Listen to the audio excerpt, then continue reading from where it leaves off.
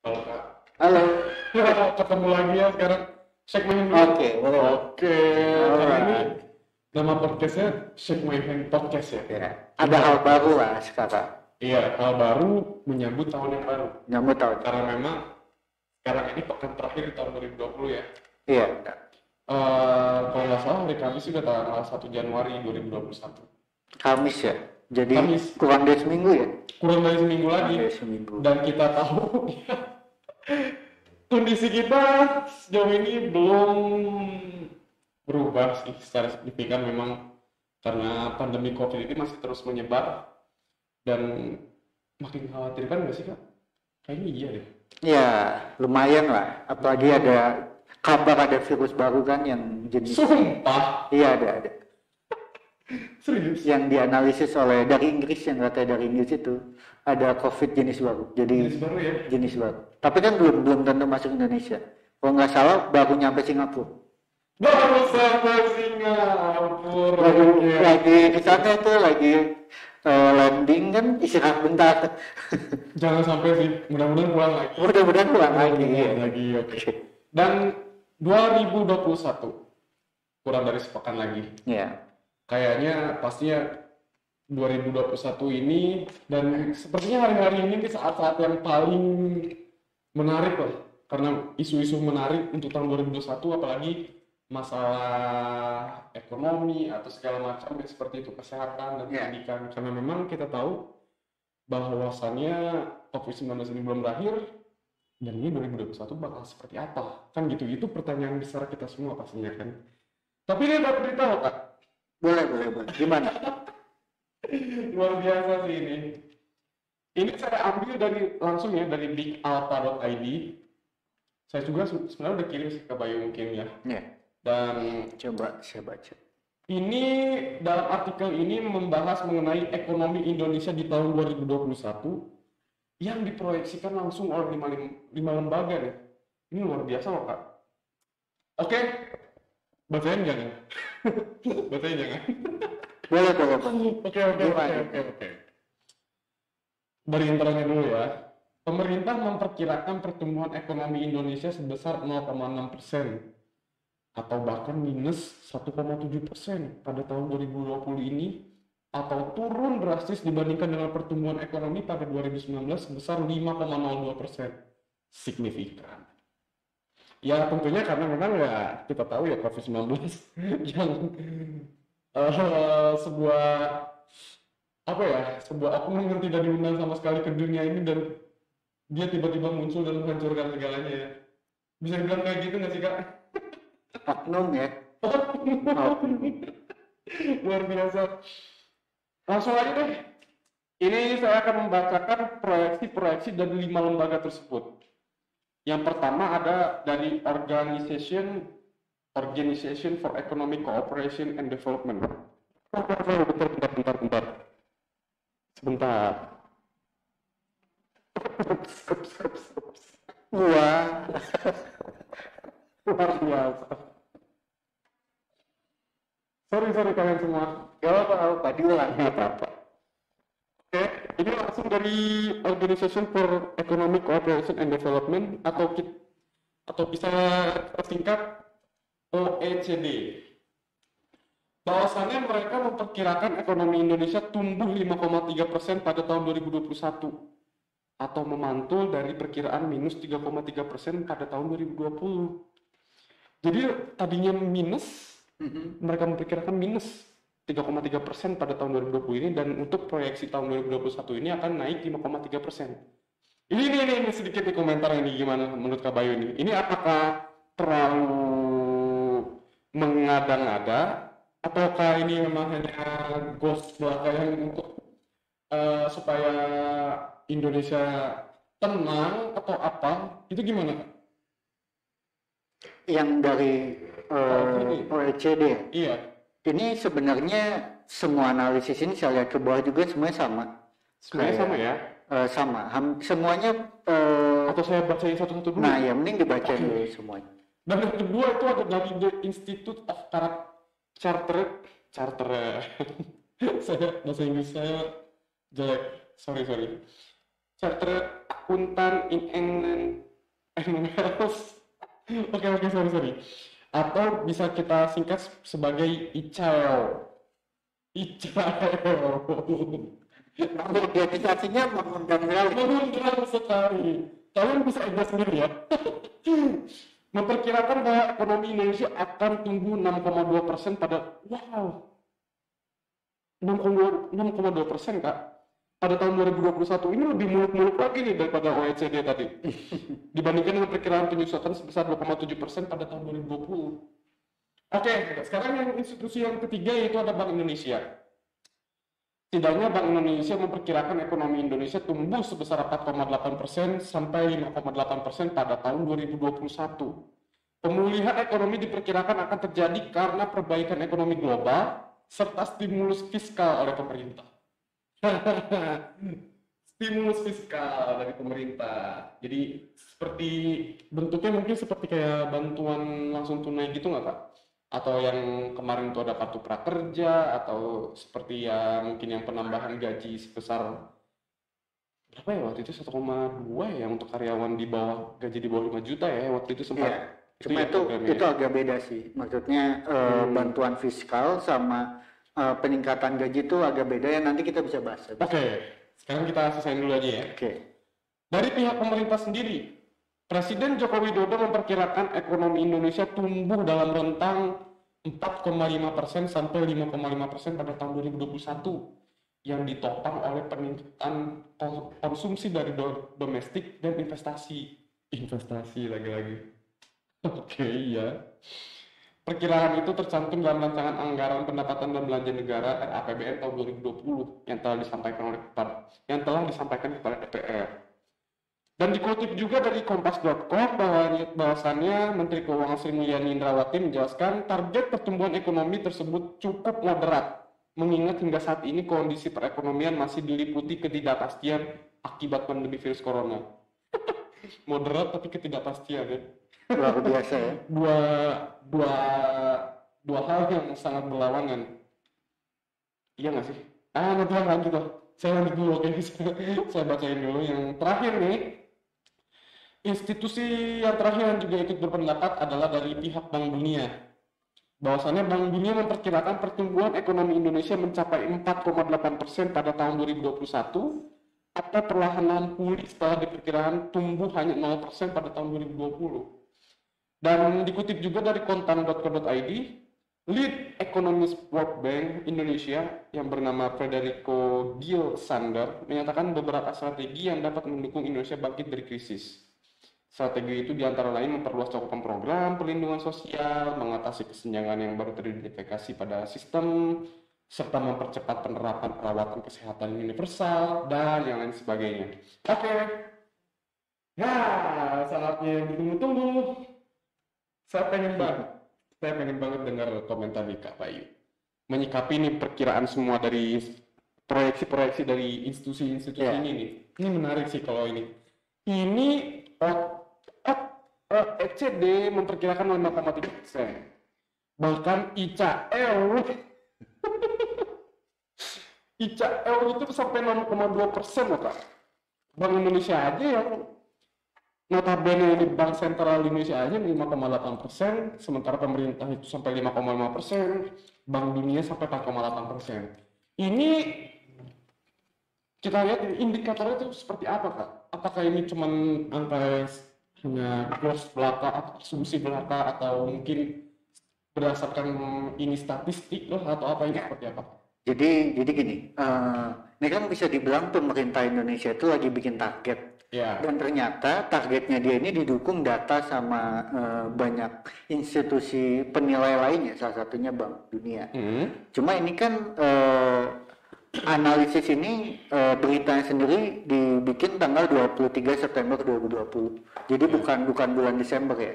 Iya. Nah ini yang menarik. Ya 23 September kan. Pada waktu itu pemerintah memang rencananya target 5% ini sumbernya kan satu dari investasi, satunya lagi dari bantuan insentif dana dari pemerintah, fiskal tadi kan. Yeah. Nah bentuknya adalah kalau investasi ini kan kemarin kita sempat bahas pemerintah mau mengundang Tesla ke Indonesia buat investasi di mobil listrik, ya kan? Terus sebelumnya juga mungkin omnibus law dibikin, diatur undang-undangnya, mungkin tujuannya arahnya ke sini. Walaupun kita nggak tahu, maksudnya implikasi langsungnya kan, kalau bisa berbalik mungkin gitu kan, karena itu terlalu mungkin ribet. Gitu. Dengan diciptakannya omnibus law ini maksud dari pemerintah adalah untuk mempermudah investasi dan mencapai target tersebut mungkin ya. Ya kalau menurut saya secara pribadi ya, karena memang buat target 5% itu dari kondisi sekarang COVID yang perekonomian sangat tidak menentu, UMKM sangat terdampak banget ya nanti. Mungkin kita bisa lihat di beritanya ada. Sebenarnya kurang sangat sulit sebenarnya untuk mencapai, tapi kalau kita jabarkan lagi, tindakan penyelamatan pemerintah ini kan maksudnya belajar, bisa dibilang dia based by Keynesian theory lah, bisa dibilang. Ya di mana Keynesian theory. Itu apa, Pak? Nah itu dulu ada seorang ahli ekonomi yang mengeluarkan teori dan ya namanya Keynes. Nah teori ini bisa menyelamatkan Amerika dulu dari krisis di saat teorinya digunakan, yaitu saya juga ini pernah saya pakai buat menjawab tugas kuliah dulu atau di kampus tentang makroekonomi. Ya basicnya pemerintah Indonesia memang ya dengan bantuan-bantuan secara pas COVID ini, dia tuh yang dia ingin tingkatkan itu pertama memang investasi asing, yang kedua itu belanjanya masyarakat. Jadi gimana cara meningkatkan belanja? Dengan cara dana diberikan kepada masyarakat untuk stimulus, bukan itu? Ya seperti itu. Dengan cara dikasih stimulus, ini basicnya Keynesian. Nanti biar masyarakat dapat duit misalnya 2 juta. Nah 2 juta per bulannya misalnya dipakai buat beli telur misalnya, dipakai buat beli A, B, C, D, sehingga perekonomian di rakyat kembali berputar. Ya distimulus sama pemerintah biar semuanya bisa berputar. Mungkin dulu itu sempat yang mungkin yang prakerja mungkin ya. Saya jujur sempat ikut prakerja. Sempat ikut ya? Sempat ikut. Udah dapat berapa? Dapat 600.000 selama 4 bulan. Wah. Jadi kira-kira ya jumlahnya 2,4 lah. Sama mungkin sempat yang 2,4 itu yang karyawan yang gajinya di bawah 5 juta, bukan segitu Kak? Pernah dengar nggak yang waktu itu? Nah, saya juga nggak terlalu dengar karena juga buat UMKM juga ada kan. Oh iya sih. Iya kan ada. Tapi yang jelas bantuan-bantuan ini dari manapun sumbernya, tapi secara tujuan esensinya ujungnya ke arahnya ke sana, ingin meningkatkan pertumbuhan ekonomi sampai 5% dengan investasi dengan bantuan perekonomian ini, biar dana berputar di masyarakat. Nah cuma masalahnya ini juga saya udah baca-baca ada beberapa analisis dari ini yang dikeluarin 2 hari yang lalu. Memang pada bulan Desember ini ada beberapa yang bikin analisis lagi, salah satunya Bapak Faisal Basri, dia memprediksikan bahwa kuartal pertama ini bakal masih tetap negatif. Kuartal pertama 2021. Kalau kuartal pertama itu berapa bulan? 3 bulan. 3 bulan? Kalau nggak salah 3 bulan. Oh terbagi dari 4 kuartal ya? 4 kuartal kan ya? Oh 3 bulan pertama, 3 bulan kedua, 3 bulan ketiga, 3 bulan. Iya, kalau nggak salah seperti itu. Nanti kita cek lagi aja. Oke, iya. Nah itu ada satu lagi. Satunya lagi dari Indef, dia bilang pertumbuhan ekonomi Indonesia nyampe 3%-nya sulit, Pak. Oh ya mungkin ini ya, tadi kan yang apa itu kebetulan memang beritanya bulan September ya. Iya. Ketika COVID itu sekiranya di tengah-tengah masyarakat sudah dianggap sebagai hal yang sedikit tabu ya, new normal. Tapi udah masuk new normal gitu. Tapi kenyataannya pada bulan Desember ini penambahan angka jumlah positifnya pun sangat meningkat signifikan sekali.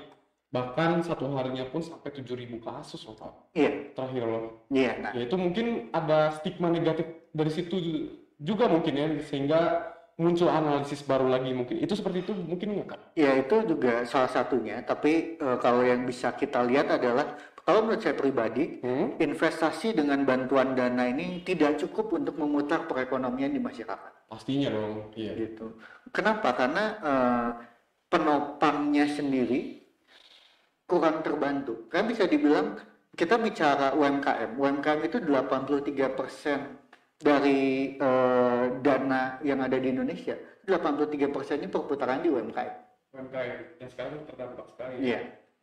Dan UMKM ini terdampak dan belum terselamatkan. Jadi maksudnya gini, banyak yang bilang kalau sebaiknya, salah satunya juga ada Bapak Mardigu bilang, kita bangun dari segi produksi. Ya. Kalau produksinya lancar, dana di stimulus dari pemerintah bisa berputar tuh. Tapi kalau produksi nggak lancar, para pemilik usaha nggak lancar, Ya. dana nyampe nih, pembeli datang ke penjual, Pak saya mau beli, lah saya nggak bisa produksi. Oh, berarti dari hulu. Nah kalau saya bilang sih, kita perlu nyelamatinnya dari hulu, kalau menurut gua ya. Contoh sektornya apa? Sektornya ya banyak. Kalau dari hulu tuh produksi kan berarti kalau bisa kita simpulkan secara awam, berarti itu ada bahan baku mungkin ya Pak ya? Ya salah satunya bahan baku. Mungkin produsen banyak yang terdampak banget, misalnya baju, fashion, konveksi misalnya yang simpel-simpel gitu. Banyak banget yang di sektor produksi ini juga terdampak. Iya. Jadi kayak menurut saya sih perlu ditopangnya 3, jadi investasi sama konsumsi dan yang berputar. Tapi satu lagi sektor UMKM, terutama bisnis-bisnis yang fokus di bidang produksi, menurut saya perlu difokuskan sih, buat industrinya nggak roboh. Gitu. Iya benar-benar. Dan itu juga kalau kita bicara COVID ini kan banyak negara yang akhirnya turn to themselves, dia maksudnya deglobalisasi lagi terjadi, negara-negara fokus sama dirinya sendiri kan.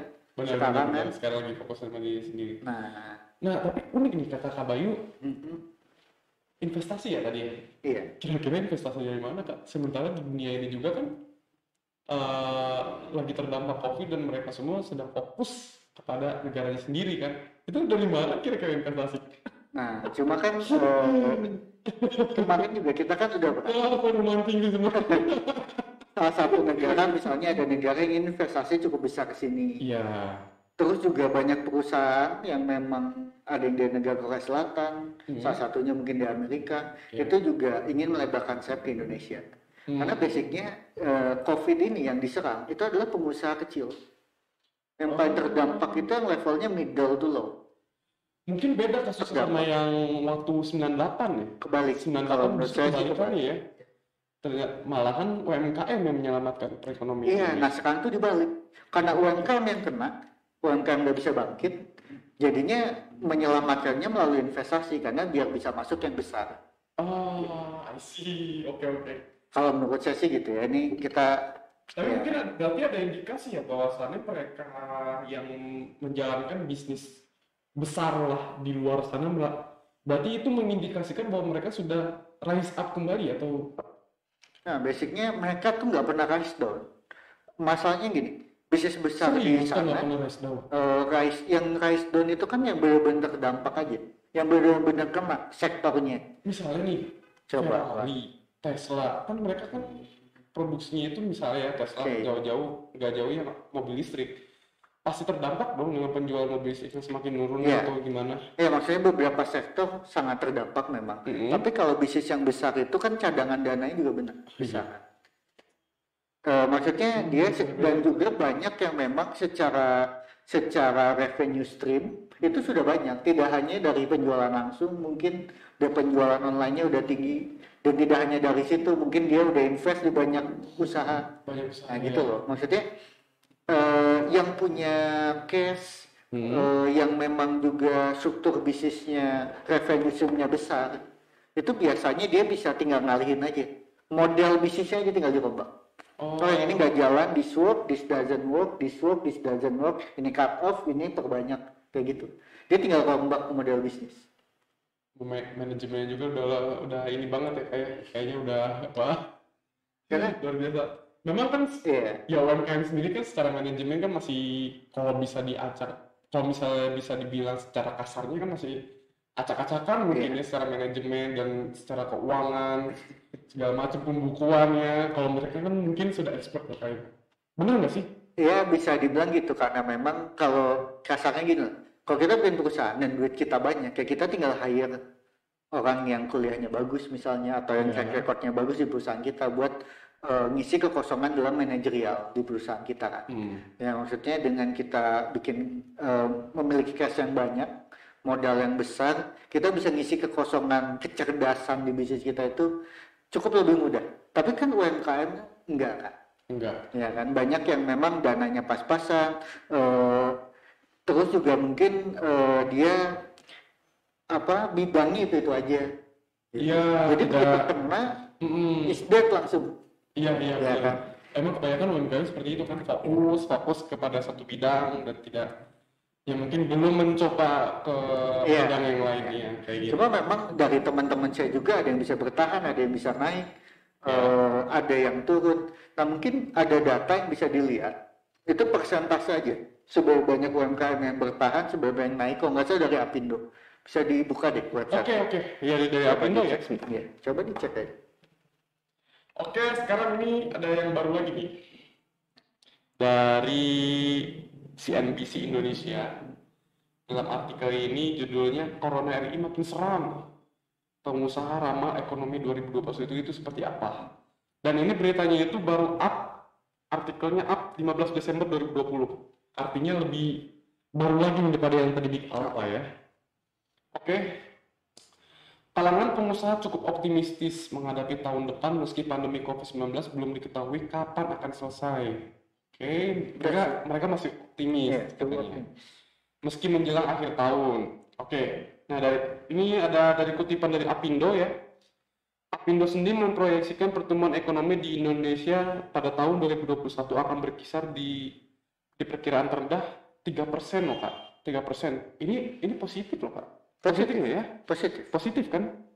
Sampai dengan prediksi tertingginya itu pertumbuhannya 5%. Realisasi terhadap perkiraan tersebut akan sangat bergantung kepada kecepatan upaya pemerintah menuntaskan pandemi agar berakhir di semester 1 2021. Jadi mungkin ya kembali lagi sih Kak. Ini ya memang data mereka pasti ada statistiknya dan perkiraannya seperti apa, tapi memang ada syaratnya, yaitu pandemi menurun pada semester 1 2021.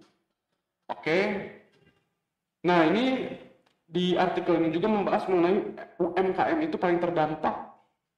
Pemerintah mencatat sebanyak 82,9 pelaku usaha mikro kecil dan menengah di Indonesia terganggu kegiatan usahanya karena dampak COVID-19. Hanya sekitar 5,9% UMKM yang pertumbuhannya positif. Ini menarik nih Kak. Mungkin di ini kalau bisa contohnya seperti apa sih nih UMKM yang bisa tumbuh positif itu seperti apa mungkin? Berbagi sedikit atau nanti aja atau saya selesaiin dulu. Nggak apa-apa. Ya maksudnya secara kesimpulan sebenarnya dari situ. Kalau baca ke bawah itu kan penjelasan dari yang 82,9% yang negatif, terus sama yang positif. Data lebih detail lah ya. Tapi kalau kita bisa lihat di sini kan sebagian besar turun, tapi ada sebagian kecil yang malah bisa naik. Ya masih bisa kaisap. Itu kalau kita bisa lihat itu dari model bisnis gitu. Model bisnis. Itu cuma tergantung model bisnis kalau menurut saya sih. Dan juga industrinya di mana. Jadi gini, kalau memang industrinya aman dan malah naik, dia naik mau model bisnisnya jelek pun.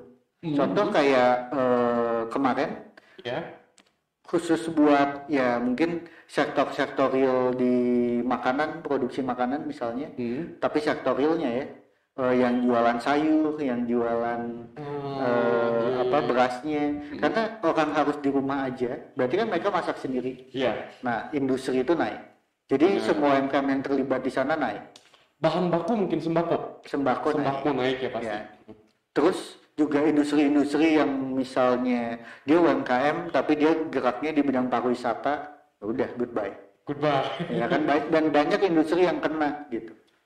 UMKM dengan industri yang kena goodbye. Nah, yang menarik tuh yang setengah-setengah tuh kayak fashion sama makanan.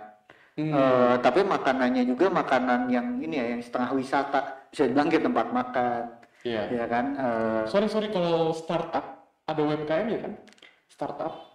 Itu ini menarik. Ini menarik karena startup sama UMKM itu bisa dibilang tidak apa ya, sama tapi beda gitu. Sama tapi beda ya? Sama tapi beda, nggak bisa disamain.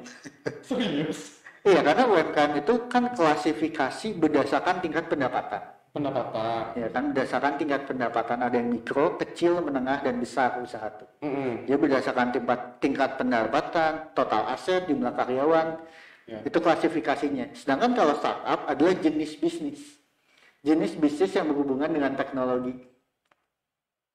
Jadi bisnis-bisnis yang berhubungan dengan pengembangan teknologi dan juga biasanya itu menggunakan konsep bakar uang. Ya, itu sederhananya ya, kita bisa bahas lebih detail, tapi dengan konsep fokus ke investment sama plan, long term plan dan investment dari awal, dan kadang nyari dan kadang nggak perlu untung, memang tujuannya adalah mendatangkan investasi sebanyak-banyaknya. Nah, maksudnya itu model bisnis kalau startup. Kalau UMKM itu klasifikasi bisnis. Oh, jadi dua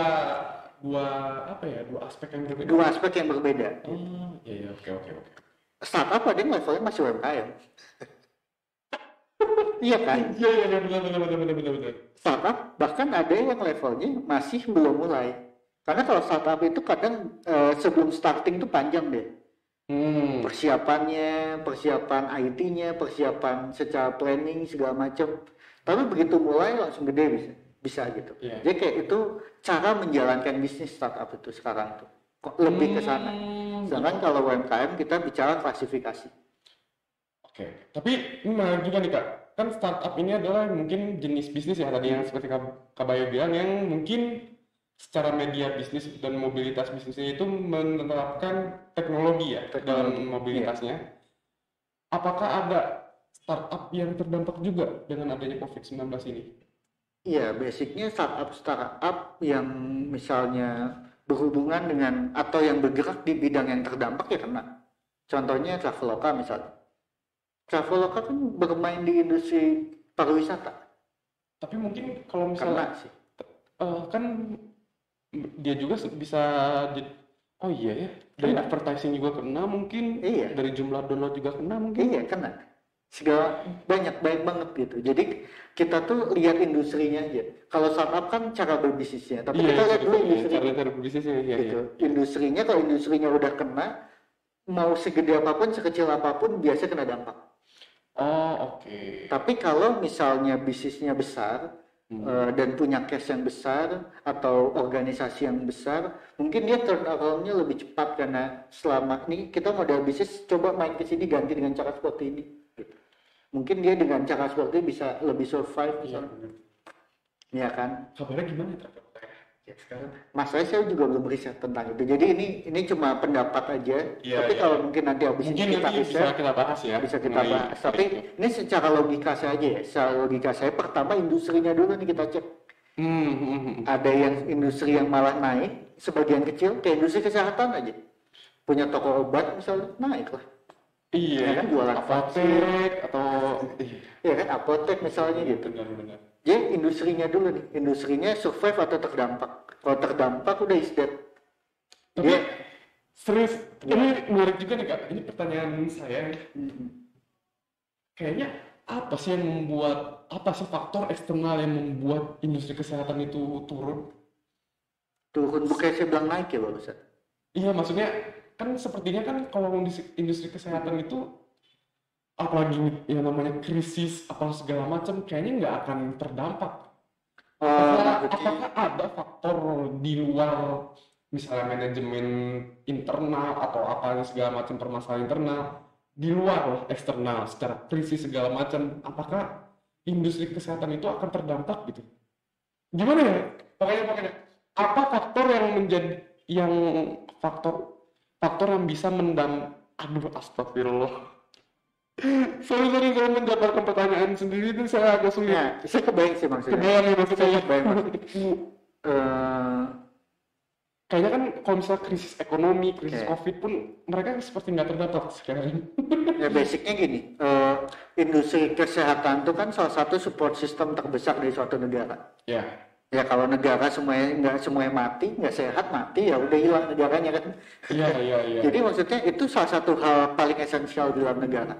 Nah, industri-industri yang paling bertahan tuh memang yang paling esensial buat negara secara industri. Tapi kalau kita bicara bisnis itu pengelolaan tidak baik aja bisa bubar.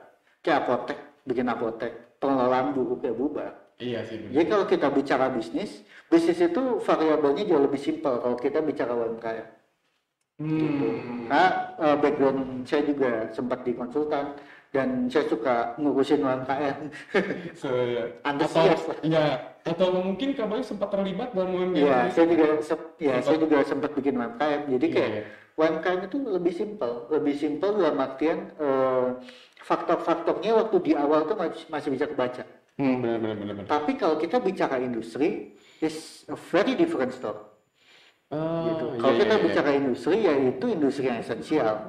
Tapi di dalam industri kesehatan sendiri, itu banyak yang saling makan, Al.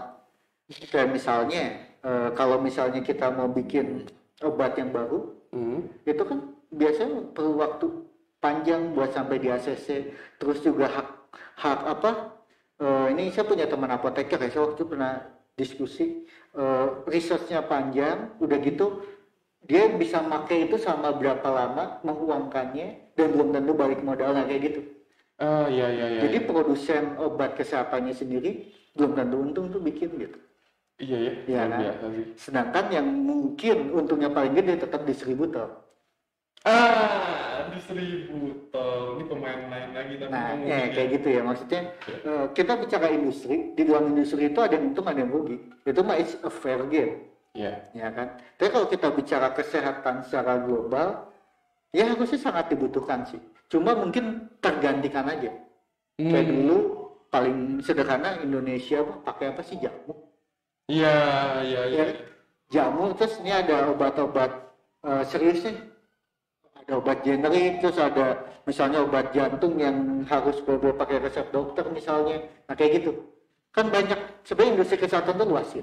Faktornya banyak lah. Faktornya banyak. Saya tidak terlalu expert, nggak terlalu expert di situ, jadi nggak bisa bicara banyak. Tapi overall kayak gitu. Nah ini kalau balik yang tadi ya, industri itu kan ada yang terdampak nih, belum beres nih. Nah beres dari industri, yang kedua itu dicek model bisnisnya. Ini jawab pertanyaan yang jauh sebelumnya ya, tentang UMKM. Ini kalau bicara model bisnis yang sekarang terdigitalisasi dengan baik itu lebih survive daripada yang tidak terdigitalisasi. Nah, ini menyambung dari pernyataan Kak Bayu barusan. Pemerintah juga memproyeksikan bahwasannya kontribusi e-commerce di Indonesia pada tahun ini bisa menembus 32 miliar dolar loh Kak, atau setara dengan 448 triliun dengan kurs saat ini, dan diperkirakan akan mencapai 83 miliar dolar di tahun 2025. Berarti memang trennya menaik. Trennya itu naik kan ya. Ya secara tidak langsung proyeksi 2021 untuk e-commerce sendiri berarti positif kan Kak? Iya. Nah tentu saja dunia digital itu positif karena gini basicnya. Tanpa COVID pun waktu itu saya juga udah pernah nulis dan bikin analisis tentang ini. Tanpa COVID pun memang trennya dunia digital di Indonesia dan semua bisnis yang terkait di dalamnya itu akan selalu naik hingga 2030 hingga ke depan-depannya. Dan itu peningkatannya tuh sangat tinggi dan sangat pesat. COVID ini justru mempercepat transformasinya. Ini sangat mempercepat. Karena contohnya saya secara pribadi nih, saya udah tahu nih saya datanya seperti ini. Tapi untuk bisnis-bisnis yang kecil yang memang ini usaha keluarga, yaudah ini segini aja gitu. Kayak mati Pak, wah harus go digital. Ya maksudnya jadinya kita terpaksa gerak cepat. Yang asalnya ya ini udah cukup lah bisnis yang ini, gini. Tapi kena semua nih, yaudah semua didigitalkan gitu. Digital. Ya, kayak gitu. Banyak gitu ya. Ya udah move. Bisnis A move, B move, C move, D move gitu. Jadi memang banyak kan yang misalnya udah memahami tentang data ini, pengusaha-pengusaha. Tapi mereka kayak, oke belum saatnya deh, mungkin nanti tahun depan, tiba-tiba kena COVID. Nah itu ya. Menunda-nunda ya. Kamu menunda-nunda. Karena saya secara pribadi dulu waktu dagang kerudung, dagang mukena di pasar, kan saya pernah jadi pedagang pasar nih. Iya. Salah satu reseller saya udah bilang, Pak udah Bapak ini aja, udah saatnya go digital perusahaan Bapak.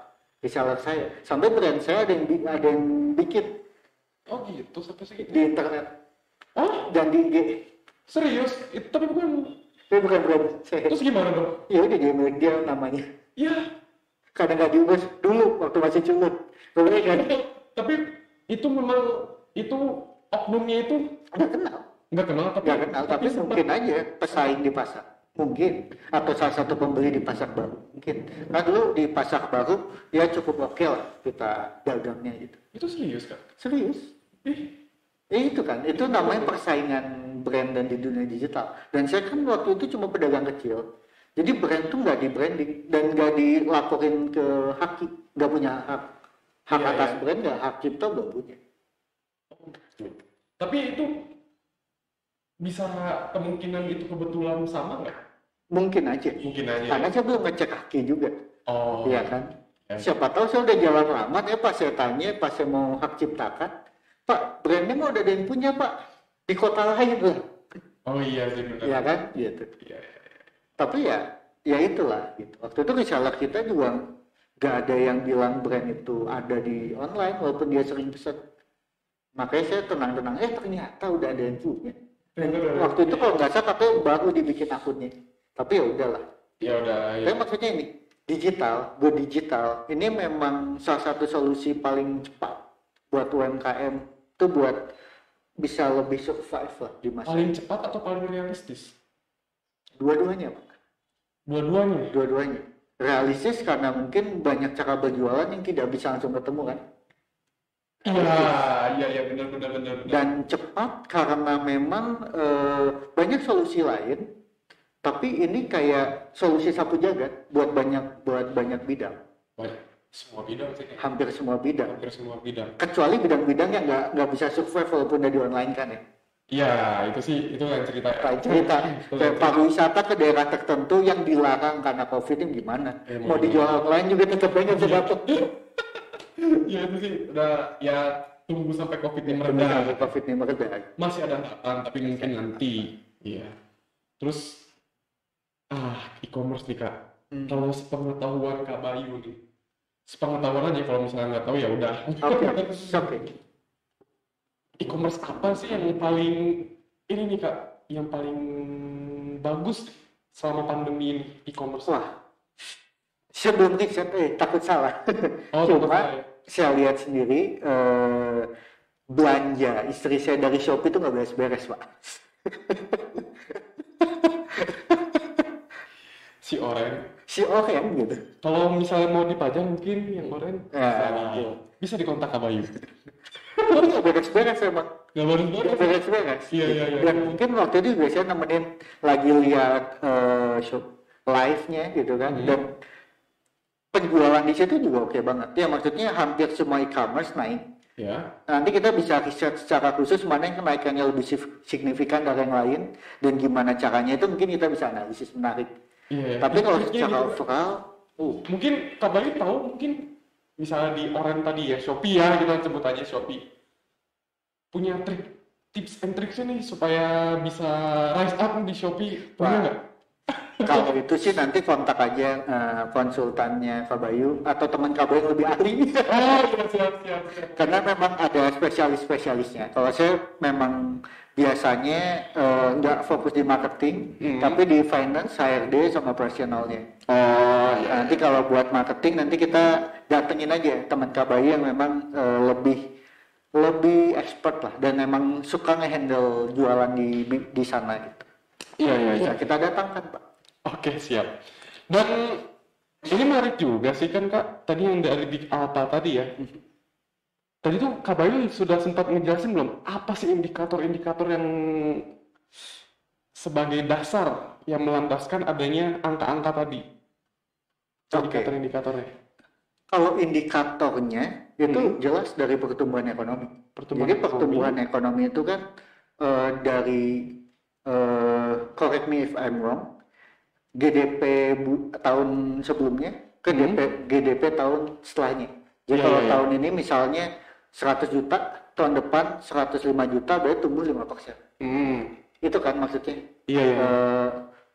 Pertumbuhan kenaikan GDP-nya lah. Gitu.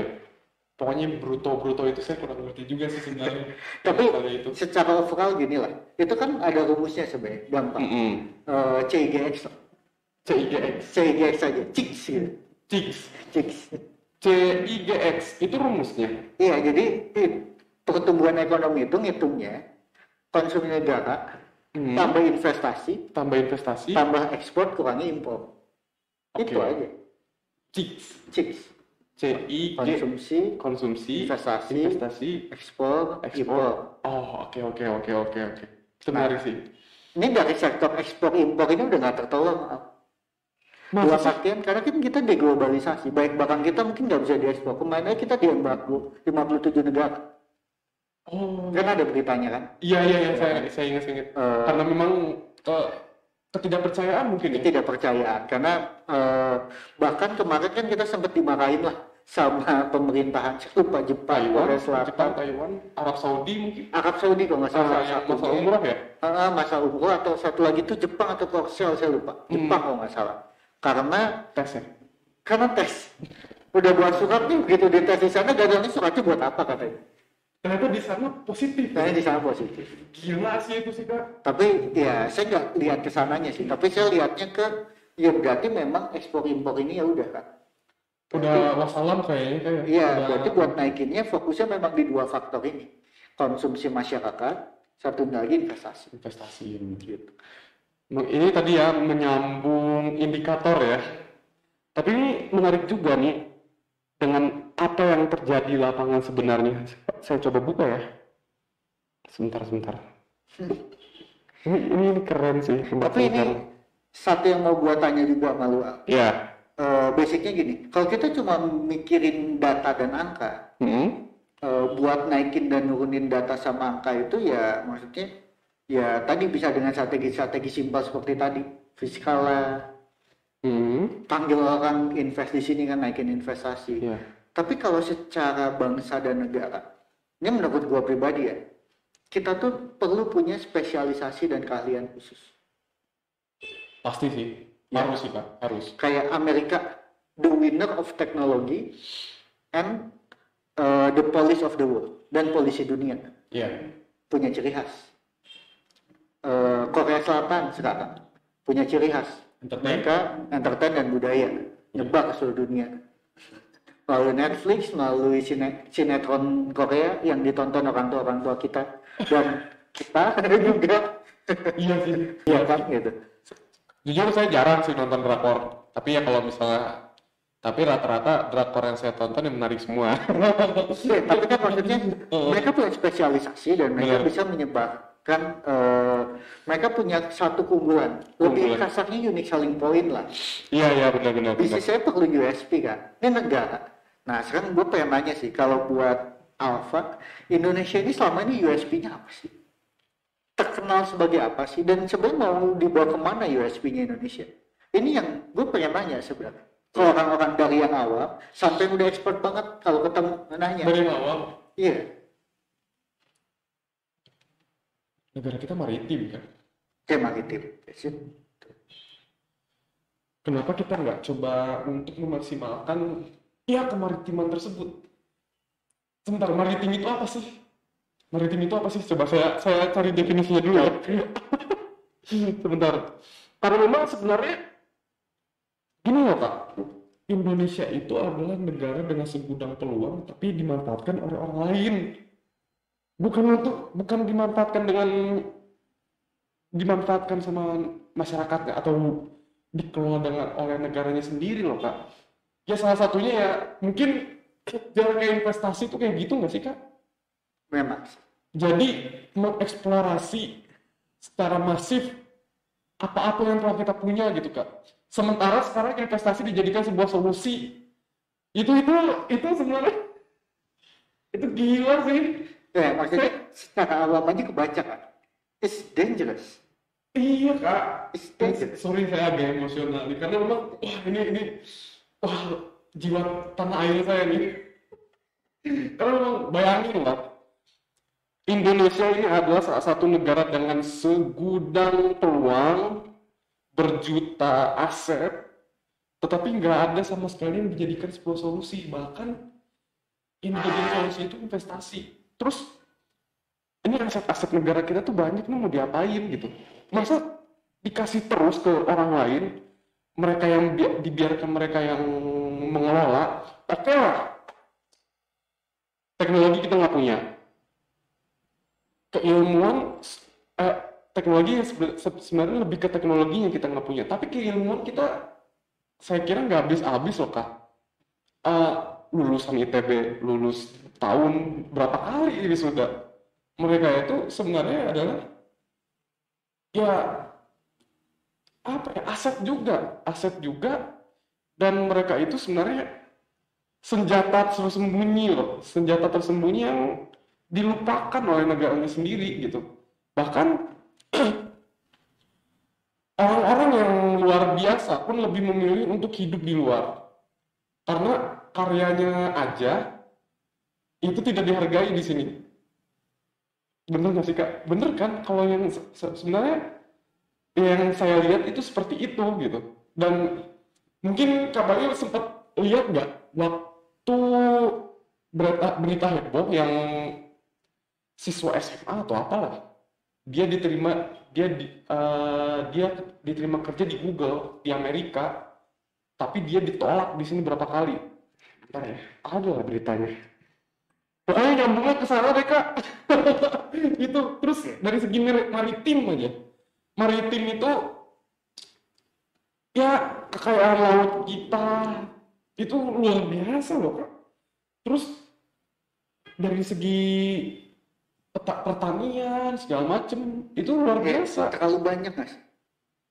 Nggak bisa kehitung sih. Sampai sumber daya alam yang tidak diperbaharukan juga seperti gas alam, emas, perak, tambang segala macam lah, apapun itu menumpuk loh sebenarnya di Indonesia aset-asetnya itu. Nah itu dia. I get your point. Tapi kebayang nggak sih? Kita tuh terlalu banyak kelebihan sampai nggak ada yang jadi USP. Sorry, USP itu apa? Unique selling point. Oh iya, unique selling point. Unique selling point. Sehingga bisa diekspos, dijual, dibikin sekece mungkin dan jadi salah satu sumber pendapatan terbesar buat negara, or at least salah satu sumber kebanggaan terbesar buat negara. Gini aja simpelnya. BTS itu sampai masuk bursa saham. Iya, maksudnya gila itu agenda pemerintah dong sampai masuk bursa saham. Iya. It's a different story gitu. Iya. Iya kan?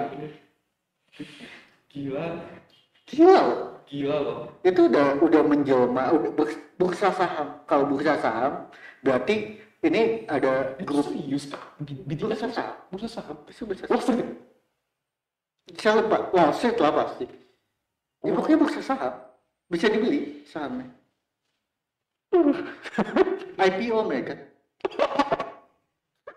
Sorry, kalau IPO itu apa? IPO itu singkatan? Aduh. Pokoknya intinya IPO itu apa? Intinya IPO itu perusahaan yang proses apa IPO itu mulai masuk ke bursa saham aja.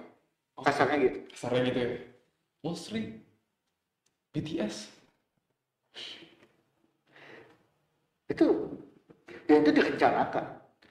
Pastilah diangkat banget sama Korea pemerintah. Selatan itu merencanakan untuk expand USP-nya di bidang budaya ini. Ya.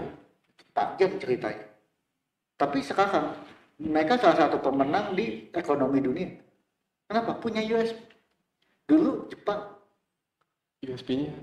USP-nya dengan mobil lah, apalah ya, mungkin elektronik ya. Iya, tapi lebih USP lagi ada. Apa? Anime. Oh iya. Budayanya Juga ya. Budayanya Jepang. Budaya Jepang kan nyebar kemana-mana sehingga jual beli mobil lebih mudah. Oh gitu, awalnya anime ya? Saya baru tahu loh. Nggak hanya anime ya, maksudnya budaya. Budaya Banyak. Budayanya ya? Ya, jadi maksudnya USP ini begitu udah dapat, itu akan mempermudah agenda pemerintahan. Dari bisnis, dari apa. Karena kan itu pintu masuk. Apa USP-nya? USP kita apa? Kayak Arab Saudi aja, USP-nya kan jelas. Iya. Mekah, Madinah. Iya. Gitu. Dan yang dia jadikan bisnis seputar Ka'bah itu kan semua maksudnya jalan ya. Ya. Semuanya besar lah. besar gitu, dan dia kembangkan, dan kita juga appreciate banget gitu. Tapi ya maksudnya dia udah baca kelebihan saya ini, ya udah gitu. Tapi yang mungkin nggak sih sekarang Indonesia itu sebenarnya masih meraba apa USP-nya? Masih meraba, masalahnya kalau kita masih meraba-raba, yang kita punya udah habis diambil semua nanti. Pas kita udah tahu kita mau jadi ini nih, anjir kan guys, tebogan naon. Itu dampak investasi itu nggak sih Kak? Bisa jadi. Who knows? Sekarang ya yang nggak munafik lah, mungkin ya investasi terbesar di Indonesia itu kan sekarang Cina, dan kita tahu ya behavior mereka itu seperti apa. Di samping si investasi pun ada kiri kanan ya kan. Amerika pun Freeport. Itu gila sih, paling gila tuh Freeport, paling gila. Walaupun sekarang ya kabarnya yang sahamnya dibeli sama pemerintah lagi ya waktu itu ya. Ya sedikit mungkin titik cahaya di tengah gelap gua mungkin ya itu. Tapi itu keterlaluan banget sih Freeport. Ya oke lah, itu history ya. Itu kesalahan entah apalah yang di masa lampau. Itu kecolongan kita lah. Kecolongan ya. Iya. Tapi yang masa iya mau diulangin lagi sekarang? Iya. Nah kita ke depannya tuh mau gimana? Itu aja. Karena kan ini yang penting nanti USP kita apa. Begitu kita dapat USP-nya ya kan itu yang kita kembangkan ya. Dan juga masyarakat juga enak gitu berpikirnya. Gue mau jadi apa ya? Gue lihat negara gue fokusnya di A, B, C, D. Ya saya mungkin kayak gitu. Terarah kan. Iya. Saya banyak orang di negara kita nggak terarah. Mau jadi ahli apa? Negaranya aja belum dapat USP. Kalau di Korea Selatan kan anak usia 17 tahun sebenarnya minta operasi plastik kan, kalau nggak salah. Itu bercandanya, nggak tahu bercanda atau serius. Iya. Tapi kayak Sweet 17 minta operasi plastik. Kabarnya ya. Iya. Karena memang selling point mereka ke situ ya, ke entertain. Iya. Shit man. Tapi mungkin ya tahun depan katanya kabarnya ada MotoGP ya di Indonesia. Tapi saya kira nggak cukup sih untuk jadi unique selling point. Ya itu kan bicaranya Salah satu mungkin itu industri sport lah. Salah satu destinasi buat industri sport. Itu bukan unique selling point ya. Tapi it's good gitu. Maksudnya itu perkembangan yang positif. Bakal ya insya Allah mendorong walaupun beberapa persen, tapi ya walaupun nggak signifikan tapi mendorong lah, terutama dari segi pariwisata. Tapi memang ya Indonesia pun unique selling point-nya dari segi pariwisata ya Bali itu masih it's part of. Karena part of ya. Ini menarik juga sih, kan kemarin juga banyak kampanye pemerintah dan udah jadi salah satu jargon pariwisata yang kuat. Beautiful Indonesia ya kalau nggak salah. Wonderful Indonesia. Karena memang konsepnya mereka ingin membangun USP Indonesia, salah satunya di pariwisata. Jadi pariwisata itu nanti gak hanya Bali, tapi banyak di Indonesia yang bisa diangkat. Iya benar. Nah ini menarik lah, nanti kedepannya kita bakal diskusi lebih panjang. Tapi mungkin kita simpulin aja nih dari diskusi kita kali ini. Iya. Nah mungkin jangan simpulin dulu Kak. Oke. Masih ada ya? Bentar. Iya. Sebenarnya ini bentar ya. Saya sempat dapat tadi. Sorry. Bentar ya. Sorry ya. Sorry, ini mau dibuka lagi. Oke. Ini saya dapat nih artikel dari money.kompas.com. Ini menyambung tadi ya yang proyeksi dari 5 institusi dan segala macamnya tadi yang sempat Kak Bayu jelaskan dari Faisal Basri sendiri, yang sementara ini ya sampai semester pertama pun masih terpukul lah segala macam. Nah ini saya coba ini dari kompas.com. Terpukul corona, ini 5 keluhan para pelaku UMKM. Ini 27 Maret sih sebenarnya. Tapi kita coba ulas dulu ya, apakah mungkin masih relate sampai sekarang. Ini bisa juga ya. Yang pertama adalah penjualan menurun. Sebanyak 774 koperasi dan UMKM atau setara dengan 68% mengeluh penjualannya menurun akibat dampak wabah virus corona. Dan penjualan dirasakan di DKI, Jakarta, Banten, Jawa Barat, sampai Kalimantan Selatan. Kemudian ada kesulitan bahan baku loh Pak. Sebanyak 63 koperasi dan UMKM atau 6%-nya menyatakan mengalami kesulitan bahan baku. Berarti nih Kak, ini mengindikasi bahwasannya industri UMKM yang satu ini sebenarnya dia tidak terdampak dengan COVID, tapi bahan bakunya dia kesulitan. Itu bisa dilihat nggak sih Kak?